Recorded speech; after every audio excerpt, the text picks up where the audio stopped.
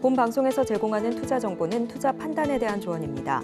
방송에서 제공하는 주식의 가치, 가격 상승 및 하락에 대해서는 방송사에서 보장하지 않습니다. 실시간 정보 브리핑입니다. 첫 번째 소식입니다. 뉴욕 증시가 엔비디아의 훈풍으로 반등에 성공한 가운데 국내 증시가 상승세를 보이고 있습니다. 이 시각 반도체, 전력설비, 유리기판 관련주 강세를 보이고 있습니다. 두 번째 소식입니다. 정부의 주택담보대출 규제에도 서울의 주택사업 경기는 여전히 긍정적인 것으로 전망됐습니다.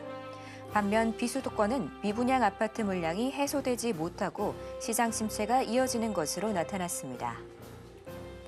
세 번째 소식입니다. 미국 증시에서 엔비디아가 급등하자 전력주가 상승세를 보이고 있습니다. 인공지능 반도체인 그래픽 처리 장치가 막대한 전력을 소모하기 때문인 것으로 풀이됩니다. 관련주들 살펴보시길 바랍니다. 마지막 소식입니다. 푸틴 러시아 대통령이 서방 제재에 대한 보복으로 우라늄 등 주요 광물의 수출 제한을 검토하라고 지시했습니다. 러시아의 농축 우라늄 판매 제한은 서방의 원전 사업에 영향을 미칠 수 있습니다. 더 많은 이슈들은 본 방송에서 확인하시길 바랍니다.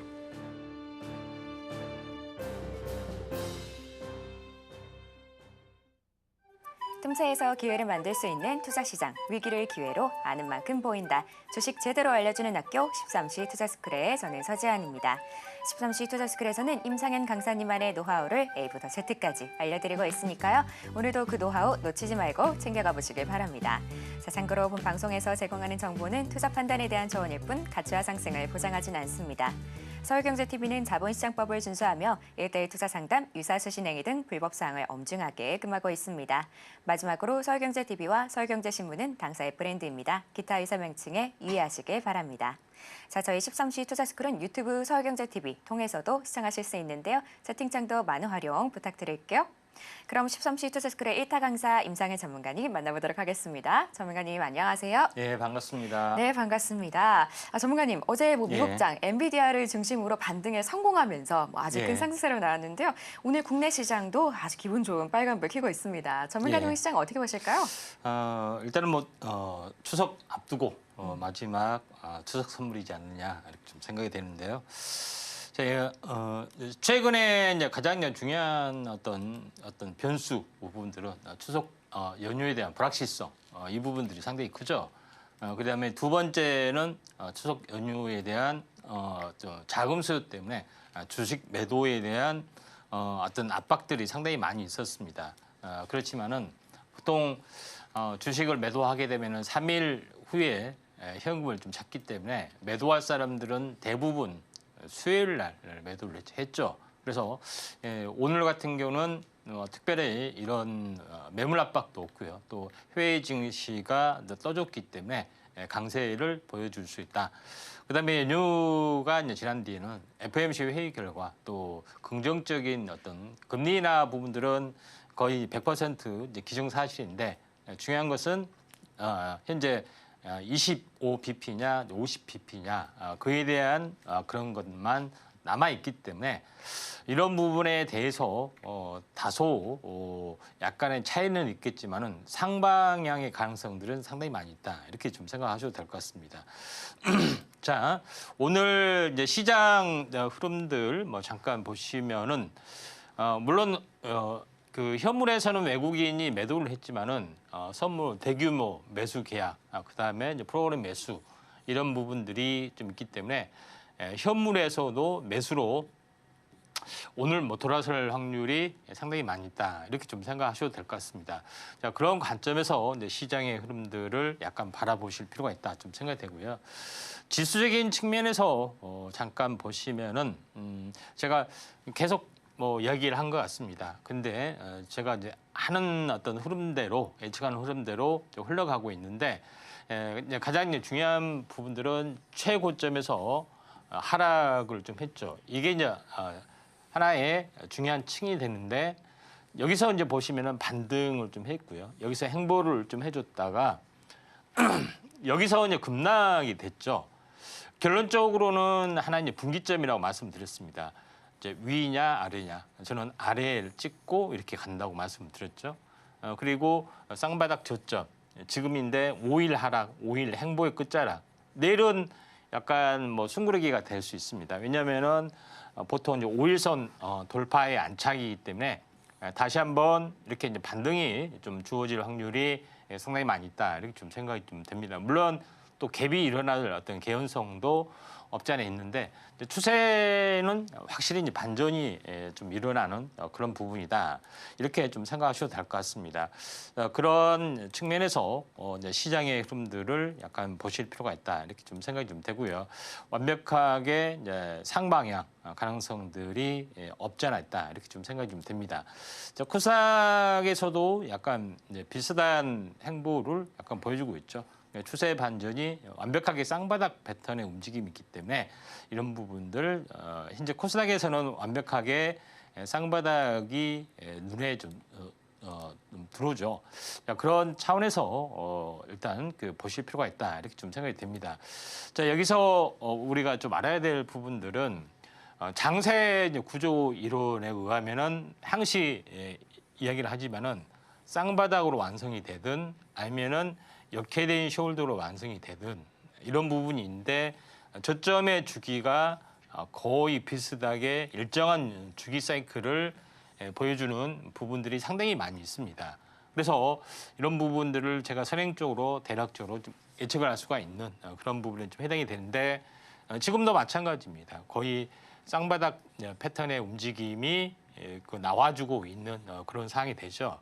그리고 이 박스권을 돌파를 해야만이 본격적인 상승인데 이번에 반등을 좀 하고 조정을 보이고 이런 탄생 파동을 보인 뒤에 올라갈 개연성이 상당히 많이 있는데 지금 이평선으로 보면은 지금 왜 그러냐면은 이평선이 지금 이평선이 보면은 20일과 60일이 이렇게 수렴 구간이 이렇게 되고 나서 반등이 될 확률이 많죠. 그런 차원에서 있기 때문에 주가는 현재 21선 저항 조정, 61선 돌파 안착 이렇게 보이다가 이렇게 올라갈 수가 있기 때문에 대략적으로 보면은 10월 중순이나 10월 말, 그러니까 대선이 거의 막바지에 접어드는 그 시기에 올라갈 수가 있기 때문에 이 점 참고를 하실 필요가 있다 이렇게 좀 생각하셔도 될 것 같습니다. 자, 그런 차원에서 일단은 뭐 시장을 보실 필요가 있다 이렇게 좀 생각이 되고 또 하나의 이제 부분들은 금투세 관련된 그런 부분이죠. 벌써부터 뭐 9월은 일부 매도를 고려해야 되지 않느냐, 아마 시행이 안 되면은 연기가 안 되면 유예가 안 되면은 또 10월 달에는 일부 팔아야 되지 않겠냐 그런 문의가 굉장히 많이 좀 들어주가 있다 하죠. 그런 부분이 어느 정도 좀 10월 정도에 가닥이 풀리면은 12월에 화끈한 장이 약간 펼쳐질 수도 있다 이렇게 좀 생각하셔도 될 것 같습니다. 종목별로 오늘 넘어가서 오늘 전체 종목군들 굉장히 화려하게 약간 올라주고 있죠. 대부분 현재 반도체 관련된 종목군들이 거의 대거 이제 상승을 좀 해주고 있습니다. 그 중에 이제 HBM 또 장비 업체 이 부분이 거의 이제 강세 약간 보여주고 있는데 대표적으로 이제 YC 그다음에 이제 테크윙 이 부분은 반도체 장비 중에 이제 검사 업체로 좀 알려지고 좀 있죠. 그다음에 뭐 현재 이오테크닉스도 일반적으로 이제 장비 업체 부분인데 이쪽 관련된 부분이 그다음에 ST도 이제 마찬가지죠. 그런 부분이 있기 때문에 이쪽 HBM을 만들 수 있는 장비 업체가 강세했다. 한미 반도체도 이제 마찬가지 이제 보시면 될 것 같습니다. 그다음에 오로스 테크놀로지, 그다음 오픈 엣지 테크놀로지라든가 뭐 이런 설계 자산 관련된 종목군도 약간 올라주고 있는 그런 부분이고 오로스 테크놀로지는 현재 이것도 마찬가지 계측 검사 장비 이쪽에 좀 해당이 되죠. 그래서 대부분 이쪽 HBM 위주로 오늘 올라줬는데 엔비디아의 이제 CEO가 와서 TSMC와 협업 강조하면서 현재 차세대 제품 블랙웰 이 부분에 대한 수요가 더 폭증하고 있다 하는 거, 그 수요를 감당하기 위해서 지금 TSMC가 아닌 다른 업체도 맡길 의향이 있다. 다른 업체면 삼성밖에 없죠. 그런 부분이 좀 있기 때문에 전체 어떤 시장이 굉장히 크게 어떤 올라주고 있는 그런 상황이다. 이렇게 좀 생각하셔도 될 것 같습니다. 뭐 대표적으로 오늘 뭐 하이닉스란 종목 한번 봐보도록 하겠습니다. 자, 하이닉스란 종목군도 좀 삼성전자와 마찬가지죠. 대장주 투톱이 약간 올라주고 있는데 지금 여기를 보시면은 거의 한 쌍바닥 패턴의 완성이다. 이렇게 이제 갭 상승이 되면서 약간 올라주기 때문에 이 첫 번째 고점에서 보면은 한 6월이 좀 되죠. 6월 초 정도 되는데 여기서 보면은 딱 3개월입니다. 7월 초, 8월 초, 9월 초. 그러니까 보통 조정은 빨리 조정을 보이면은 3개월 정도 좀 되겠죠. 물론 예를 들어서 여기서 뭐 상승과 조정, 그 다음에 돌파 완차, 그리고 번상승하면은 약간 5개월, 뭐 10월, 11월 내년에도 기대감 때문에 다시 한번 이렇게 올라줄 수 있겠죠. 그래서 이런 출렁출렁하게 약간 움직여 나갈 수 있는 가능성들이 있습니다. 그래서 대바닥 가능성이 상당히 많이 있다. 이렇게 좀 생각이 좀 되고요. 그다음에 이제 섹터주에서 이제 YC, 예전에 이제 HBM 시간대 이제 YC라는 종목하고 테크닉이랑 종목 두 개 이제 특징주로 이야기를 했던 기억이 납니다.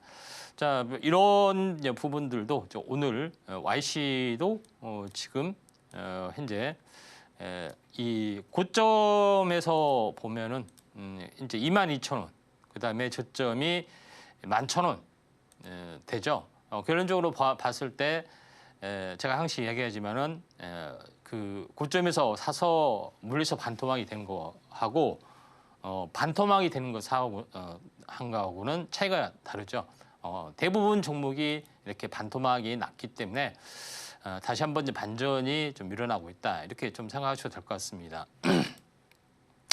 나머지 부분 뭐 상승률 뭐 상위 종목군들 한번 보면은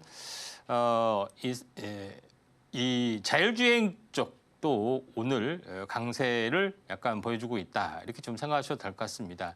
모바일 솔루션 부분들도 강세 약간 보여주고 있는데 뭐 간단하게 보면은 제가 텔레치스, 넥스칩, 그다음에 칩셋 미디어 이런 종목군들 주목하라고 말씀드렸는데 올라왔죠. 그다음에 뭐 SOS 랩 뭐 이런 부분도 올라왔고요.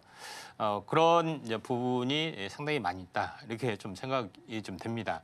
자, 그런 관점에서 어떤 그 자율주행도 이제 강세 흐름에 거의 동참을 해주고 있다. 이렇게 좀 생각이 되는데 그 중에 뭐 텔레치스나 뭐 칩셋 미디어 뭐 이런 종목군들 잠깐 한번 봐보도록 하겠습니다. 텔레치스도 거의 이제 이 쌍바닥에서 완벽하게 이제 터닝을 좀 해주려고 하는 그런 부분들이 좀 있죠. 그래서 굉장히 늦게 탄력을 약간 받아줄 수가 있는 그런 상황이 되는데 왜 자율주행 칩이 굉장히 낙폭이 심했고 늦게 반영을 좀 하냐면은 아직까지는 자율주행이 좀 상용화 좀 되지 않았죠. 그것 때문에 상당 부분 낙폭화되는데 최근에는 현재 소프트웨어 부분들이 이제 강세가 서서히 진행이 되고 있다 하는 것이 굉장히 중요하다. 이렇게 좀 생각하셔도 될 것 같습니다. 자, 뭐 반도체 장비 업체 뭐 뿐만 아니라 뭐 이런 부분들이 좀 있죠. 그래서 제주 반도체를 뭐 잠깐 한번 보면은 제주 반도체가 어떻게 보면은 그 저전력 반도체 이제 대장주로 약간 떠올라주는 그런 부분들이 상당히 많이 있었죠. 38,000원짜리가 무려 4만 원 가까이 되면은 만 원이면 거의 한 4분의 1 도망이 났습니다. 굉장히 많이 좀 조정을 받았기 때문에 여기가 이제 진바닥이지 않느냐 이렇게 좀 생각이 되기 때문에 기존의 이제 대장주 기술가 다시 한번 부활이 좀 될 수 있기 때문에 21선을 완벽하게 올라탔기 때문에 한번 그 제주 반도체 우리가 눈여겨봐야 되지 않겠냐 이렇게 좀 생각이 돼서 한번 그 이런 부분들을 좀 참고할 필요가 있다 이렇게 좀 생각이 되네요. 네, 오늘은 양시장 모두 강한 상승 흐름 보여주고 있습니다. 엔비디아의 추석 선물을 받은 그런 하루였는데요. 그럼에도 동시 만기일이기 때문에 또 변동성에 유의하시면 좋을 것 같습니다. 또 오늘은 반도체와 전력 설비 쪽으로 강세 보이고 있으니까요. 투자에 참고하시면 좋을 것 같습니다. 자, 이렇게 혼란스러운 상황 속에서 제대로 된 전략 세워보고 싶다 하는 분들은 임상의 전문가님과 공부해 보시길 바랍니다. 그럼 저희는 본격적으로 1교시 수업 시작해 보도록 하겠습니다.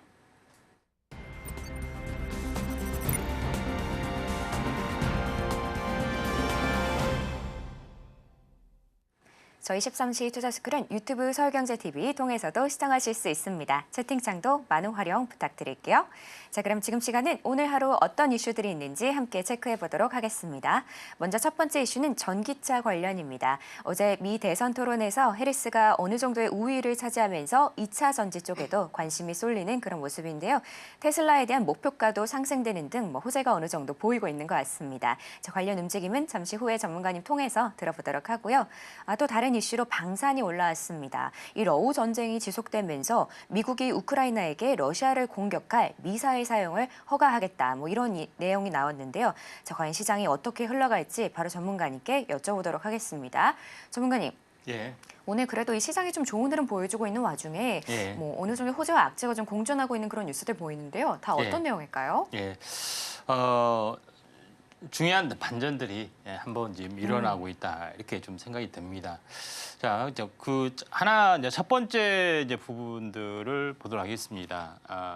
테슬라에 대한 부분들 좀 있는데 하나 둘씩 살펴보면은 이제 분석가가 바뀌었더니 현재 도이치증권에서 테슬라를 특별하고 독보적인 기업이다 이렇게 평가를 좀 했습니다. 그런 이제 부분인데 여기서 이제 제일 중요한 것은 기존의 이제 자동차 제조사가 아니라 에너지, 그다음에 모빌리티, 로봇공학 이런 다시 또 AI 쪽 요거에 대해서 특별하게 부각이 되는 소프트웨어 회사다 이렇게 이제 정의를 좀 내렸던 그런 상황이 되기 때문에 다시 한번 부상이 될 확률이 많다. 그리고 결국은 여기서 제일 중요한 것은 로봇하고 AI를 결합한 부분들이 굉장히 어떤 새로운 어떤 포커스로 떠올라질 수 있고 여기다가 이제 자율주행 이 부분까지 더해주죠. 그다음에 마지막으로는 우주 그런 부분이 있기 때문에 거의 이제 독보적인 영역이기 때문에 밸류에이션이 다시 한번 증가가 될 수 있다 하는 것이 굉장히 중요하기 때문에 테슬라가 다시 한번 강세를 주도를 할 것이다. 이렇게 이야기를 좀 하고 있습니다.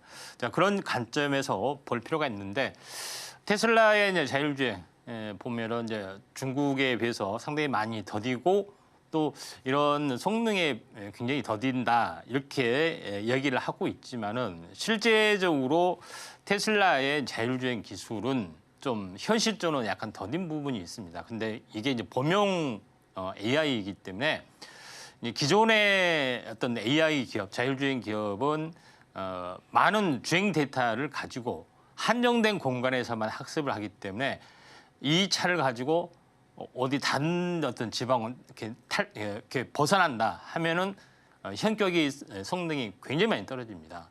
그런 부분인데 범용인 테슬라의 AI 자율주행은 전혀 상관없이 어디를 가나 스스로 알아서 본능적으로 자율주행을 한다. 이런 개념이 있기 때문에 시간이 지나면 인공지능과 함께 시너지 효과를 내면은 완벽한 자율주행을 해줄 걸로 좀 생각이 좀 됩니다. 또 자율주행 플러스 로봇 관련된 그런 부분이 있기 때문에 상당하게 어떻게 보면은 독보적인 기업의 가능성이 맞을 확률이 상당히 많이 있다 이렇게 좀 생각하셔도 될 것 같습니다.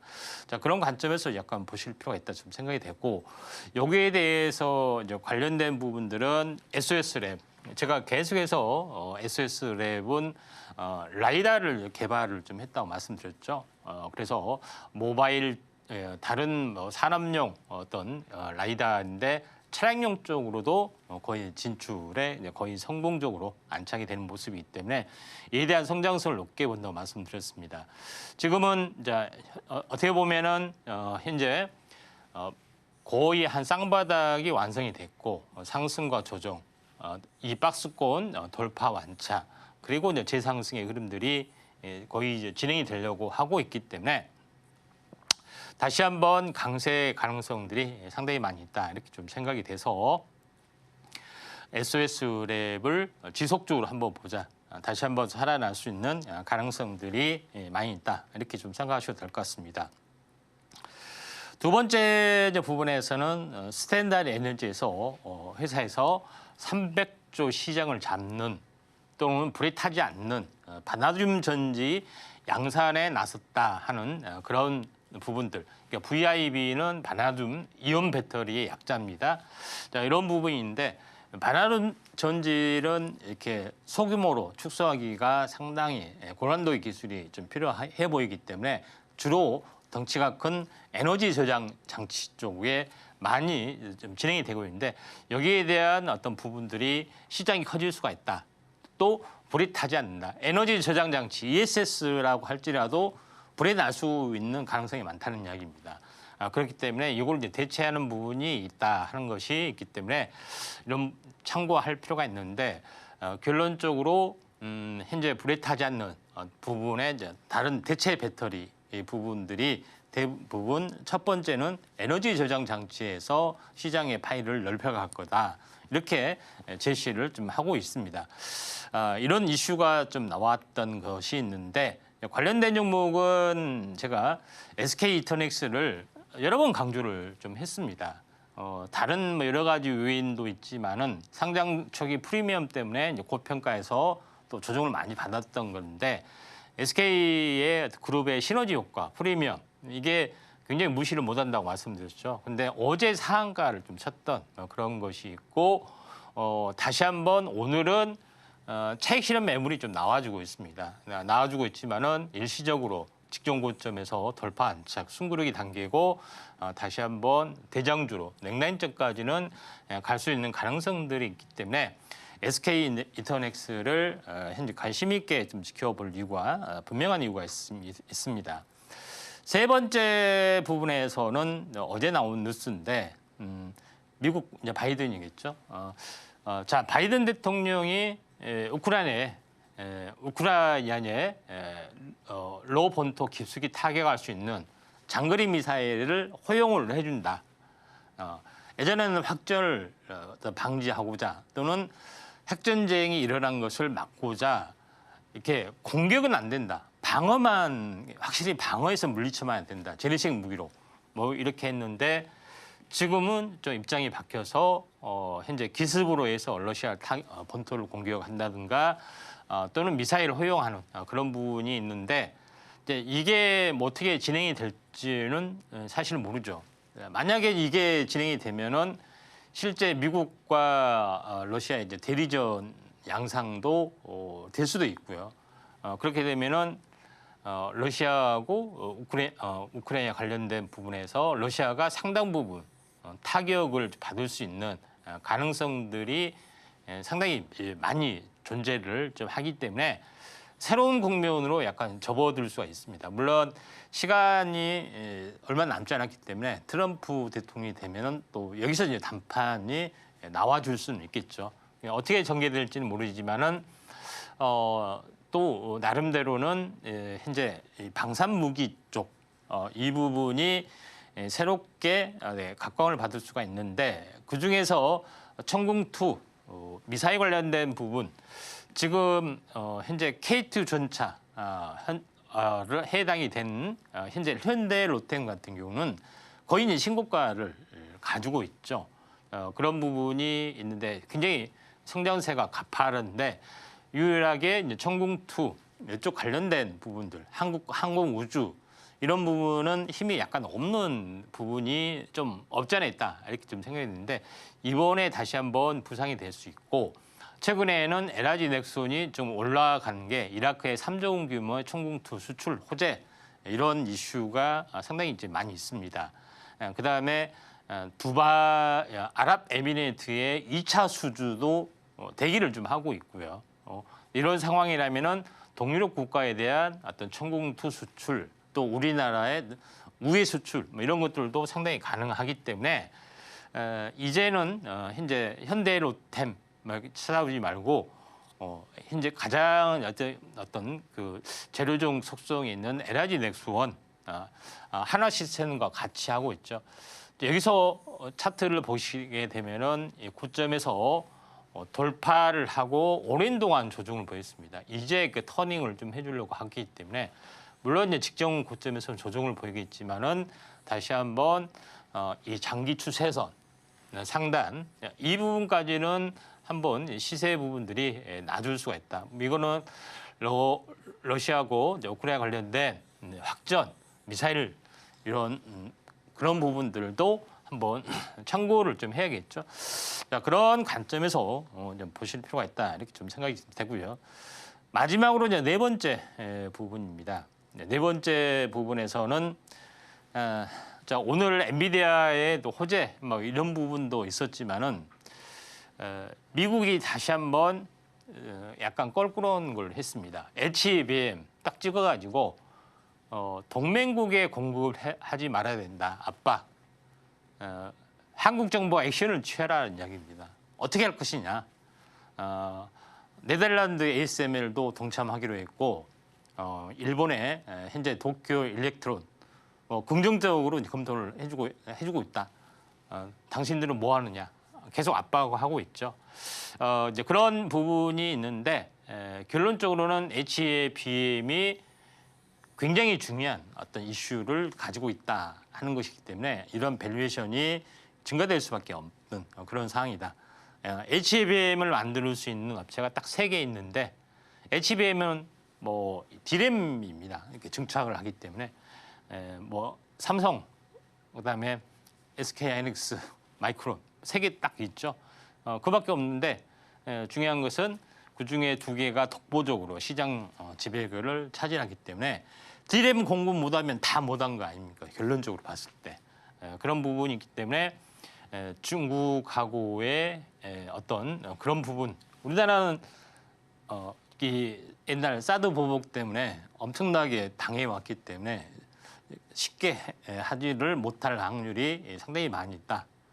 이런 부분이 있기 때문에 상당히 이슈가 좀 될 수가 있다 이렇게 좀 생각이 좀 되죠. 그래서 이 부분에 대해서 HBM이 다시 한번 앞으로 화두가 될 수 있는 가능성들이 좀 있기 때문에 HBM에 대해서 우리가 다시 한번 공부를 좀 해보자 이렇게 말씀을 드리도록 하겠습니다. 네, 이렇게 오늘 핵심이 되는 이슈들 만나봤는데요. 그럼 지금 시간은 전문가님과 테마 이야기를 나눠보도록 하겠습니다. 전문가님. 예. 오늘 양시장 빨간불 켜는데 어떻게 보면 가장 크게 상승 중인 건 반도체인 것 같은데요. 예. 전문가님 오늘 이쪽 관련해서 이야기해 주시나요? 예, HBM을 한번 다뤘었는데 네. 이제 별로 약간 부족한 것 같고 또 오늘 이슈가 또 맞았습니다. 네, 이런 부분이 있는데 결론적으로 미중 반도체 패권 전쟁의 중심에 HBM이 서서히 부상이 되고 있다 이렇게 보시면 될 것 같습니다. 결론 핵심은 반도체 HBM을 만들 수 있는 장비 플러스 이런 여러 가지가 있겠지만 결국은 D램의 중요성이 증가가 되고 있다. HBM은 곧 D램이라고 말씀드렸죠. 중요성이 부각이 되고 있기 때문에 있고 그다음에 두 번째 부분에서는 계속 고단위로 갈수록 또 고사양으로 갈수록 전력을 적게 계속해서 소모를 좀 해줘야 됩니다. 또 그 회사의 맞춤형 HBM을 공급을 해줘야 하기 때문에 그러니까 맞춤형 HBM, 맞춤형 D램이라는 거죠. 결국은 파운드리 개념이 등장을 하고 해주고 있다 하는 것이 굉장히 중요하다. 이렇게 좀 생각이 되죠. 그래서 D램에서 일부 GPU의 어떤 연산 어떤 기능을 일부 흡수를 해서 자체적으로 돌리게 되면은 전력이 더 떨어집니다. 저전력이 되는 거죠. 그렇게 되면은 GPU와 D램의 경계가 모호해지게 된다. 이렇게 생각이 되기 때문에 무한 경쟁 시대가 나와줄 수가 있다. 이렇게 좀 생각이 되네요. 자, 그런 관점에서 이제 볼 필요가 있는데 지금 현재 굉장히 지금 네덜란드의 ASML, 도쿄 일렉트론 이런 부분들이 지금 동맹국이죠. 반도체 장비 업체만 지금은 규제를 했는데 이걸 한 단계 떠나서 HBM까지 규제를 한다 하는 것이 좀 해당이 좀 되죠. 뭐 규제할지 안 할, 동참할지 안 할지는 모르겠지만은 상당 부분 이제 파괴적인 거다 이렇게 좀 생각이 되는데 AI 반도체 HBM이 어떻게 생겼느냐? 뭐 흔히 뭐 A100, A200, H100, H200으로 약칭으로 부르기로 하는데 전체 반도체는 이렇게 돼 있어요. 반도체 기판하고. 근데 핵심 브레인은 여기에 있죠. 여기에 좀 있는 그런 부분인데 HBM이 이렇게 있죠. HBM이 6개 이렇게 있고 이게 이제 GPU. 그러니까 엔비디아에서 말하는 GPU. 이게 이제 A100이나 뭐 H100 뭐 이런 부분이 좀 되겠죠. 뭐 두 개를 실을 수도 있는 거고요. 나머지는 HBM 뭐 이렇게 좀 되죠. 지금 6개까지 좀 있는데 이게 이제 주변 장치로 이렇게 연결이 좀 되고 있죠. 그래서 이 반도체 요거를 이제 칩으로 장착을 하나의 세트 단위로 이제 시스템 칩으로 장착을 한다 하는 개념이 핵심입니다. 그런 부분이 좀 해당이 되는데 여기서 이제 담당하는 것은 우리가 담당하는 것은 이제 D램이죠. D램. 요걸 단면도로 보면은 이렇게 생겼습니다. HBM D램을 이렇게 수직으로 쌓아 올리는 거죠. 그런 부분에 좀 해당이 되고 물론 제 밑단에는 베이스 타입 또는 기본적인 연산 기능만 하는 GPU 뭐 장착을 하기도 하고요. 그다음에 연산과 컨트롤할 수 있는 오리지널 GPU 이렇게 장착을 합니다. 그러니까 쉽게 말했을 때 요거는 D램, 요거는 GPU 처리. 그러니까 여기서 왔다 갔다 하는 거죠. 수직으로 계속 정보가 왔다 갔다 하고 여기서 받아서 이렇게 밑에는 이렇게 뭐 도로 통로가 되겠죠. 계속 여기만 왔다 갔다 하는 겁니다. 그러죠? 그런 부분에 좀 해당이 되고 있기 때문에 굉장히 이게 선풍적 인기를 끌고 있다. 밑에는 패키지 기판이죠. 이렇게 이제 구성이 되어 있습니다. HBM의 기본적인 구성이. 그런데 여기서 핵심적인 부분, 제가 설명했던 부분이 이제 그대로 있습니다. 요거는 그런 부분인데 핵심은 뭐냐면 HBM을 수직으로 쌓았는데 이 관통, 그러니까 엘리베이터를 만드는 역할, 이게 TSV랑 한 거죠. 그다음에 D램을 웨이퍼를 계속 수직으로 이렇게 쌓아 올리는 그런 작업들.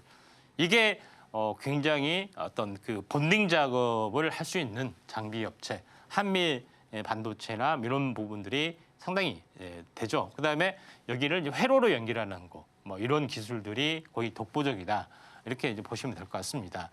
자, 여기서 한번 우리 이런 이제 부분이 가장 큰 핵심인데 여기서 하나의 새로운 변화가 한 번 더 일어납니다.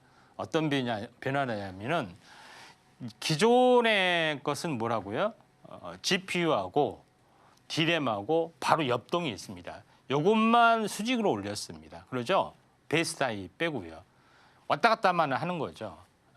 그런 부분인데 이게 상가라면은 이게 아파트라고 보시면 되는데 앞으로 HBM4의 구조는 이거 계속 왔다 갔다 하는 게 너무 불편하고 너무 많이 걸려 데이터가 그러죠. 그렇기 때문에 아예 GPU를 아예 아래에 넣는다는 겁니다. 아래에 놓고 그러면 어째요? 계속 엘리베이터만 타고 왔다 갔다만 하기 때문에 저전력이 되겠죠. 요거를 하려고 하는 겁니다. 그러니까 GPU는 누가 만들어요? TSMC가 만들잖아요. 그렇죠?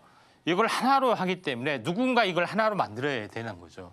이걸 누가 가져가느냐? 싸움이란 겁니다. 그런 부분에 해당이 되기 때문에 SK하이닉스는 갑자기 이게 다이 만들고 이걸 해야 되니까 TSMC하고 전략적 동맹 구축을 하게 된 거죠. 근데 삼성전자는 이제 뻥 찐 거죠. 이거 파운드리인데 요거까지 다 넘어가게 생겼기 때문에 이에 대한 어떤 주도권 전쟁이 펼쳐질 수가 있다. 이렇게 이제 보시면 될 것 같습니다. 그래서 SK하이닉스의 행보 부분들 보시면은 지금은 현재 12단 HBM3E 12단까지 있죠. 그래서 12단인데 16동까지 올리는 거, TSMC의 5나노 공정하는 부분들 이런 부분까지 있습니다. 마지막으로는 HBM4 이런 부분까지 있는데 HBM 분야에서 SK하이닉스가 계속 독보적으로 6개월 이상 앞서가는 부분이 있기 때문에 이에 대한 격차를 줄이지는 못하고 있기 때문에 삼성전자의 어떤 주가가 약세를 보이고 있는데 앞으로 HBM의 어떤 그 스타일 변화 어떻게 뭐 진행이 될 것이냐 하는 것이 이제 굉장히 중요하죠. 제가 이야기했다시피 지금은 GPU가 있고 HBM이 있고 이렇게 된다고 했죠. 그런데 결국은 삼성이 한 건 뭐냐면은 GPU의 일부 기능을 현재 가져와서 자체적으로 한다는 이야기입니다. 그러면 D램 자체적으로 왔다 갔다 하기 때문에 그러니까 어떻게 되냐면은 아파트가 있으면은 아파트 층마다 엘리베이터 있는 층마다 여기다가 이제 상가를 만드는 그러니까 연산 처리 장치를 한다는 거죠. 그런 부분이 해당이 되기 때문에 자체적으로 통합으로 한다는 것이 HBM, PIM의 어떤 구도입니다. 그러니까 점점점 D램 중심으로 진행이 되고 CXL이라는 개념도 마찬가지. D램 중심으로 모든 어떤 주변 장치를 통합한다 하는 개념이 좀 해당이 되기 때문에 D램이 왔다 갔다 하면서 많은 소모가 있는데 D램이 왔다 갔다 할 필요가 없지 않느냐. 가만히 있고 나머지 부분만 데이터를 불러내면 된다. 또 분산하면 된다. 이런 개념이라고 보시면 될 것 같습니다. 자, 그런 관점에서 약간 보실 필요가 있는데 제가 좀 전에 이야기했던 뭐 그런 개념은 기존의 D램하고 연산하고 어떻게 보면은 컨트롤 기능이 이렇게 따로따로 분리되어 있으면은 많은 데이터가 왔다 갔다 해야 되는 건데 제일 중요한 것은 그중에 베이직 기본적인 연산 기능을 하나를 뺏어오면 어떻게 됐어요? 이 데이터만 바로 왔다 갔다만 같은 층에서만 하면 되기 때문에 일부 데이터만 왔다 갔다 할 수가 있습니다. 컨트롤 유닛 쪽으로만. 그렇기 때문에 PIM 개념이 당연히 등장할 수밖에 없고 또 그 시간은 점점점 갈수록 D램의 시간대가 돈다. 그럼 당장은 아니겠지만은 GPU 어떤 세상은 점점점 저물 수가 있다. 이렇게 좀 생각이 됩니다. CPU에서 인텔 제국이 몰락했죠. 마찬가지 GPU 제국이 언젠가는 몰락할 수가 있습니다. D램 제국이 들어설 수 있죠. 세상은 돌고 돌기 때문에 그 시기가 오기까지 3년이 될지 5년이 될지 그건 모르겠지만은 언젠가는 오게 된다. 이렇게 보시면 될 것 같습니다. 자, 그런 관점에서 볼 필요가 있는데 가장 큰 핵심은 뭐냐? 기존의 이제 12단으로 이렇게 구성이 돼 있는데 HBM4는 16단까지 더 얇게 해야 되죠. 그러니까 웨이퍼 뒷면을 더 완벽하게 깎아야 되고 이것과 연결한 층을 옛날에는 숄더볼로 했는데 딱 붙이는 어떤 그런 하이브리드 본딩 이런 부분을 통해서 더 압착을 좀 해야 되는 그런 거기 때문에 웨이퍼 뒷면을 가는 CMP 업체나 뭐 이런 하이브리드 본딩, 새로운 본딩 방식의 업체 이런 부분이 새롭게 이제 태동이 될 수 있는 가능성들이 상당히 많이 있다. 이렇게 좀 생각을 하셔도 될 것 같습니다. 그다음에 두 번째는 인아웃 이 홀 개수가 지금은 뭐 1024개에서 2048 두 개로 더 완벽하게 엘리베이터를 1000개에서 1000개를 설치했는데 2048개를 설치한다는 겁니다. 그만큼 이제 분산을 좀 해주는 거죠.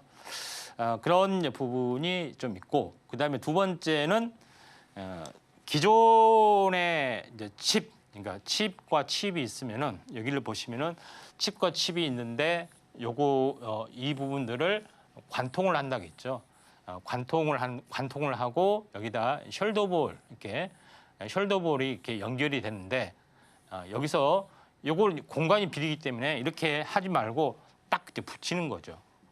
붙여서 현재 홀 자리를 붙여서 요걸 접점을 하면 되지 않느냐. 이 개념으로 이제 등장한 것이 하이브리드 펀딩 그쪽 방법이다. 그렇게 해야지 16단을 쌓고 또 20 뭐 몇 단을 쌓고 두께는 더 두꺼워지면 안 되잖아요. 그런 부분이 있기 때문에 이에 대한 관련된 부분이 또 새롭게 구상이 될 수 있다. 관련된 종목을 한번 찾아보는 것이 뭐 좋지 않느냐 이렇게 좀 생각이 되네요. 네, 오늘의 테마는 HBM이었습니다. 엔비디아의 훈풍을 타고 오늘은 반도체가 강세를 보이고 있는데요. 자, 이 테마로 구체적인 전략 세워나가고 싶다 하는 분들은 임상현 전문가님과 공부해 보시길 바랍니다. 자, 그럼 전문가님께 테마 속에서 눈여겨볼 만한 종목들을 바로 여쭤보도록 하겠습니다. 전문가님, 예. 자, 이 반도체 중에서도 좀 강자들이 있는데 전문가님이 픽한 종목들은 어떤 걸까요? 예, HBM 관련된 부분에서 한미 반도체하고요, 이오테크닉스를 두 개를 좀 하도록 하겠습니다. 자, 한미 반도체는 이제 워낙 유명하죠. 대장주 역할, HBM의 TC 본더, 열 압착 방식으로 이렇게 수직 증착을 이렇게 만들어내는 그런 장비를 최초로 SK하이닉스하고 공동으로 좀 했죠.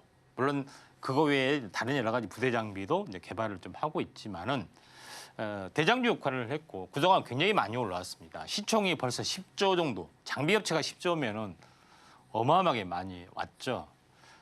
그리고 조정이 크게 됐고 또 쌍바닥에서 이제 올라주는 어떤 흐름들이다. 이렇게 이제 보시면 될 것 같고요. 두 번째 부분이 이오테크닉스다. 이렇게 보시면 될 것 같습니다. 자, 이오테크닉스는 주로 레이저 마커, 그다음에 레이저 관련된 그 자르는 부분, 레이저로 자르는 부분, 여러 가지 부분들이 있는데 이게 이제 HBM이 등장하면서 이런 레이저 작업이 상당히 많이 도움이 된 그런 부분입니다. 자르고 본딩하고 여러 가지 부분에서. 그래서 이오테크닉스도 HBM에 관련된 종목으로 많이 언급이 좀 돼주고 있다 이렇게 좀 생각이 되는데 지금 이제 크게는 많이 안 올랐죠. 28만 원 정도 되는 부분, 시총이 한 2조 정도 되는데 14만 원까지 반토막이죠. 조정을 거의 다 받았고 그리고 여기를 보시면은 역회된 숄더 형태인데 쌍바닥 역회된 숄더 형태가 나와줄 확률이 상당히 많이 있다 이렇게 좀 생각이 돼서 이 정도까지 올라와 줄 수 있겠죠. 이제 시작일 가능성이 많이 있기 때문에 두 가지 종목분들 잘 지켜보자 이렇게 말씀을 좀 드리도록 하겠습니다. 네, 오늘도 두 종목 잘 골라주셨는데요. 먼저 한미 반도체는 반도체의 대장주죠. 이 최근에 반도체 패키징으로 협업도 눈에 띄고요. 또 다음 이오테크닉스 같은 경우는 레이저 응용 장비를 전문으로 하고 있습니다. 자, 이렇게 두 종목 다 지켜보시면 좋을 것 같은데요. 그럼 전문가님께 대망의 원픽 종목을 여쭤보도록 하겠습니다. 전문가님, 예. 두 종목 다 사실 굉장히 쟁쟁한 기업들인데 전문가님은 어떤 기업 골라주셨을까요? 아무래도 이제 기존에 이제 대장주 한미 반도체를 네. 이제 하도록 하겠습니다. 한미 반도체는 제가 좀 전에 이야기했던 대로 이게 웨이퍼잖아요. 그 웨이퍼를 수직 증착을 한다는 이야기입니다. 이게 이제 셜더볼도 있고, 근데 이걸 열 압착 방식으로 계속해서 이거 두 개를 이제 붙인다는 그 개념이죠. 그런 부분이 있고 이 층 사이를 이제 현재 어떻게 보면은 약간의 그 체원 넣는 충진제를 사용해서 이렇게 쌓아 올린다는 개념이다. 요거에 대한 열압착 방식 TSV, TC 본더 이 기계를 개발을 좀 했고요. 근데 기존에 현재 HBM이 아닌 일반적인 플립칩 본더도 현재 개발 좀 해주고 있기 때문에 자율주행 또 자동차 반도체에도 뭐 쓰이고 있죠. 근데 제일 중요한 것은 TSV용 TC 본더를 전용으로 개발했기 때문에 이게 이제 대장주 역할을 해주고 있다. 많은 반도체 생산하기 위해서는 뭐 수십 대, 수백 대 이렇게 나가야 되는 거죠. 또 여러 군데 업체에 나가야 하기 때문에 이제 대장주 가능성이 상당히 많이 있습니다.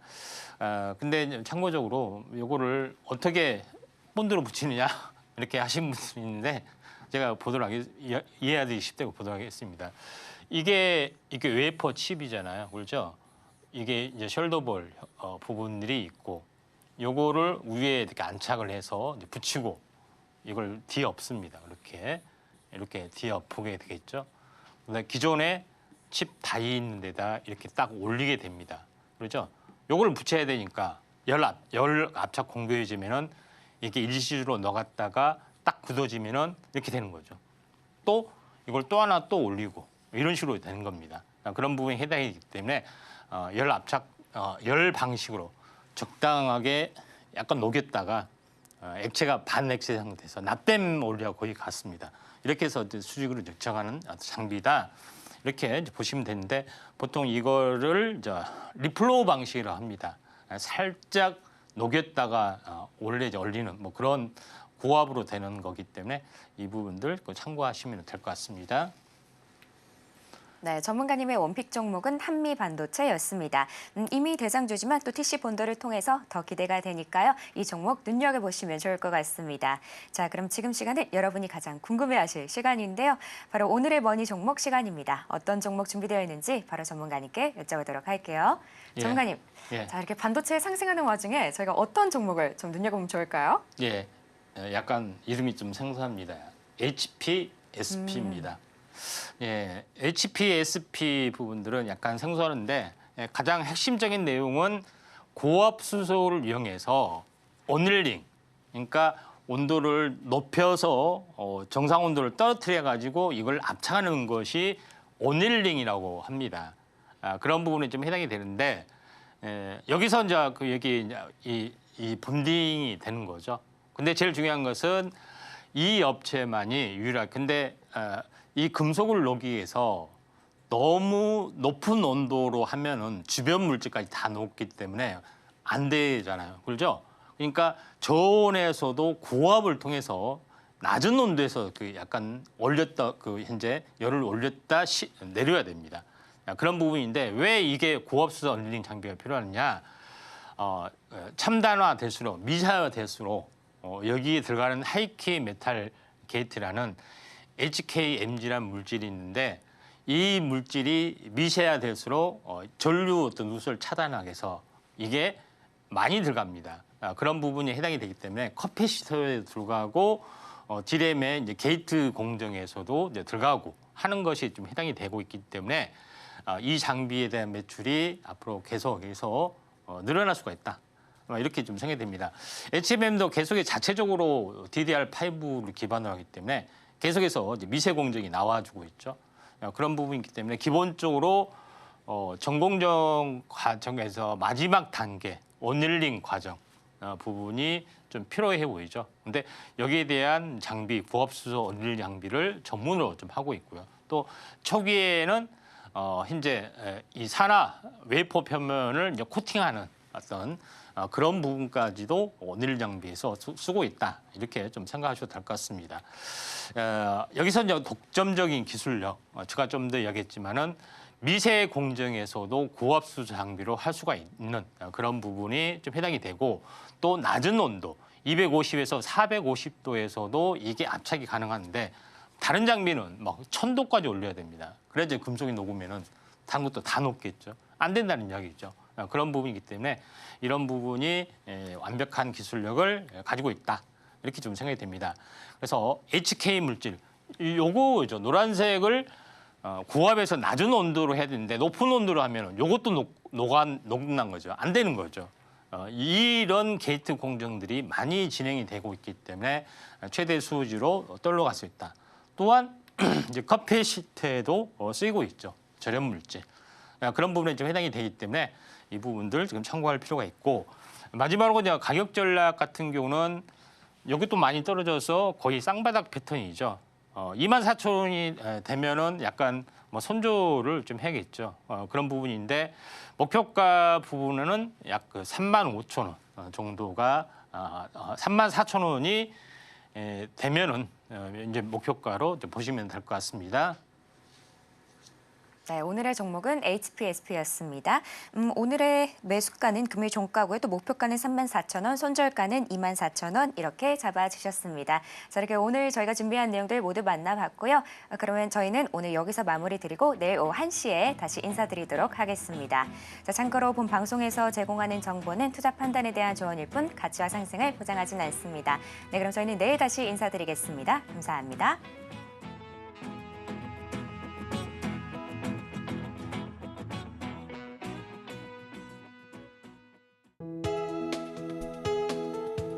본 방송에서 제공하는 투자 정보는 투자 판단에 대한 조언입니다.